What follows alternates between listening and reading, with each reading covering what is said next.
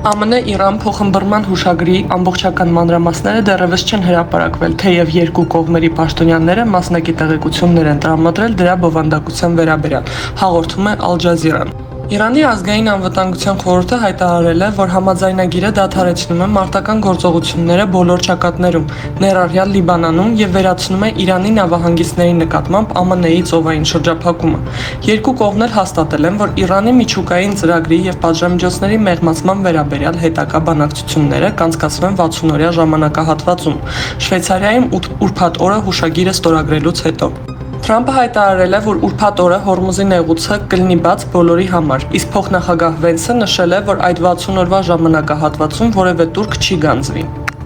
Իրանի բարձրաստիճան պաշտոնյաները Reuters-ին հայտնել են, որ ԱՄՆ-ն համաձայնվել է ազատել սառեցված իրանական ակտիվներից $25 միլիարդ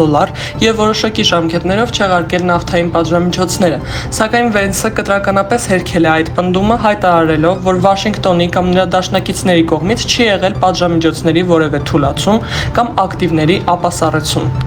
Վենսի խոսքով հուշագիրը շուրջ 1.5 էջանոց ընդհանուր բնույթի փաստաթուղթ է եւ դրա տեքստը կարող է շուտով հրապարակվել։